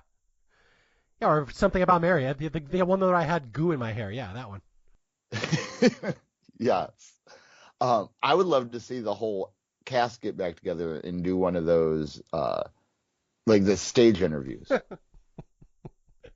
Too bad I couldn't do one of those things on like when they did the COVID, the quarantines, where the actors go on Zoom and do a script reading. I want to see a live script reading of Very Bad Things with all the original actors. That would be fantastic. I hope Kobe Tai is available. Yeah, then afterwards, do an hour of questions. Yeah. But again, this is just one of those weird little niche movies, late 90s, could only have existed in the late 90s. And I remember, again, we saw it in the theater in Kirkland, Washington, and everybody walked out. And I was so amused that everybody walked out. Like, people are taking this movie way too seriously. That was my opinion at the time. But we got to that final scene with Cameron Diaz spinning and yelling and falling down in the street, and I was just giggling because I could not believe this movie existed, and I bought it. This is like one of the first 10 movies I bought on DVD in the late 90s, and I still have it. I don't watch it all that often. It's not a movie you really watch all the time, but it's like, I'm so glad this movie exists, even though it's like, it's not for everyone, but I just like that it's for certain people. Yeah, there's definitely a niche here. And if people haven't seen it and they're introduced to it through this podcast, they'll have a better understanding of what they're getting themselves into going into it. because a big problem in 97 or 98 was that people really had no clue that they were getting into something like this. Yeah. I was watching the trailer. The trailer really tries to pass this one off as a wacky comedy, which it is not. Oh, yes, no. The hijinks do not ensue. Darkness that is funny ensues. Yeah, a very bleak black comedy, which again, I like that kind of comedy. Jericho obviously likes it too, but if you don't, we've given you the warning. Don't go rent it and be, hey, that movie was too dark and bleak for me. I'm like, I kind of warned you. Yes. And like to think, Peter Berg then followed this up with The Rundown, which was The Rock and Sean William Scott. Oh, Stifler. That's what I was going to say. Stifler, yes. The Rock and Stifler in the jungle. Wow. Have you seen that? I have not. Was that before American Pie? Because this movie was before American Pie. No. It took him like 5 years to make another movie. Okay. Surprisingly, yeah, very bad things and not catapult him onto the A-list. He also tried a TV show called Wonderland, which I do not remember whatsoever. I never saw it. It only lasted like 3 episodes. But it might be worth looking up, because from what I understand, it was removed from TV because it was just way too dark. Oh, the hell you say, that the director of Very Bad Things could go too dark. Right? Just watching this movie and talking about it, it just strikes me that I know you and I love this type of movie. I know I can think of a lot of my listeners, not everyone, but the certain ones would like this movie. So I could totally see this movie having a renaissance one day where, like, in 10 years, somebody just discovers it on some streaming service and said, have you ever seen this movie before? And it'll cause all this drama on Twitter or whatever social media site is big at the time. Like, oh my God, I can't believe this movie exists. You could not do this today. But there will be people that really love a movie like this. And again, it could only have existed in the late 90s. You can't make this movie now. It would never happen again. But there is an audience for stuff like this where a movie just pushes the limits to the point where you probably shouldn't be doing that, but they still do, and you have to admire its audacity. Yes.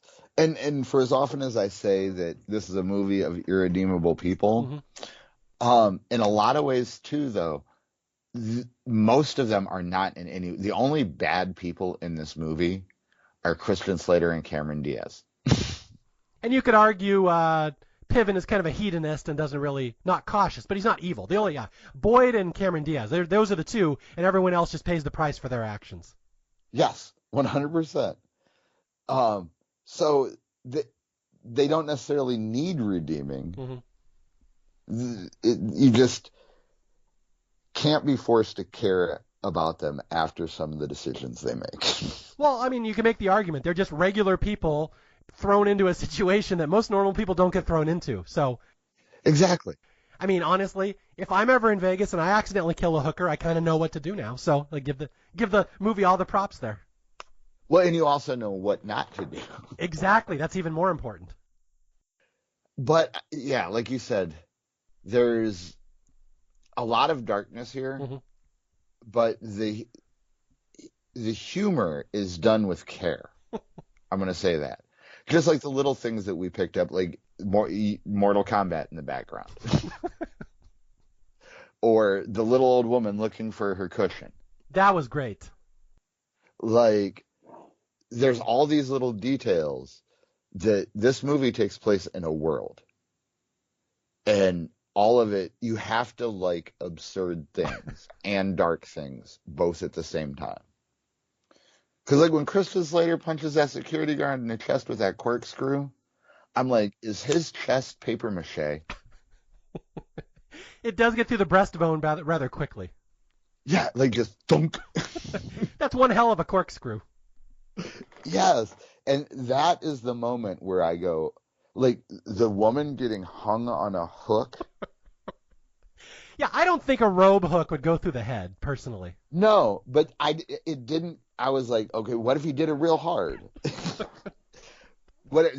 When he punched the security guard in the chest, and then it just blew right through. I was like, oh my God. So physics don't work the same way in this world. What we really need is an episode of Mythbusters where they impale a hooker on a robe hook to see if it actually would work. Exactly. Like I'm going to need a certain amount of suspension of disbelief for this movie. Okay, well, let's just say there's a lot of darkness, but it's very artfully done. Well, that's the absurdity. The darkness came 30 seconds later when they let this man die in a bathroom. And I'm like, oh, and that's next. Yeah, once that happens, you're like, where is this movie going from here? I honestly do remember that from my first viewing. Like when that guard dies, because they didn't hint at that in the trailers. They just know about the dead prostitute. Then the guard dies, and now you're on your toes for the rest of this movie. Like, where is this movie going to go? You don't really know. And that's kind of a neat feeling when you have no idea what this movie's capable of. Like, yeah, it's one twist after another, but yes, it leads you down this progressively darker and more dense path. I feel a little icky watching this movie. I feel a little more icky enjoying it. But, you know, as Boyd said, we're all conspirators now. We're all in this together. Yes. And despite in the beginning of the movie, we have 2 murders in about 40 minutes. More happens in the last 10 minutes of this movie than the first 2 acts. Just all bam, it just starts coming at you. And I'm just thinking, I cannot believe for the life of me, I laugh at this every now, even now when I watch this movie, I'll still laugh, that they end on a shot of a 3-legged dog hopping around. Like, how many movies would have the stones to end on a handicapped dog? One. All right, I think we've talked about this movie enough. I feel icky, but I'm glad we finally talked about it. And I finally got you on Staff Picks. You're a guest I've wanted to have for a while, so thank you for coming on and talking about a tough movie to talk about. Yes, I appreciate it, and I really enjoyed this movie because I'm one of the good guys, but this movie is just hilarious, and more people need to see it. Because as dark as it is,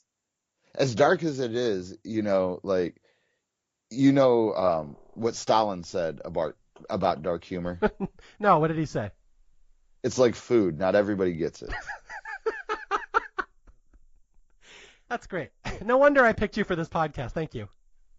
You're welcome. So, yeah, I'll let you go so we can probably both go take a shower. Yeah, and I will warn people, or not warn people, but I will tip people off here. If you want a good laugh, go on the Internet Movie Database and read the user reviews of Very Bad Things. You will see a lot of 10 stars and 1 stars and almost nothing in the middle. Yes, there's your homework for this evening. All right, well, thank you, Jericho, for stopping by. You're welcome, and you have a good night, sir. All right, and again, my name is Mario Lanza. This is Staff Picks. If you need to reach me, you can reach me at staffpicspodcast@gmail.com or on Twitter @MarioJLanza. And until next time, I'll be out there searching for more movies that deserve more love, and I'll try to find somebody interesting to come on and talk about them. I'll talk to you guys later. Stay away from the bachelor parties. Bye.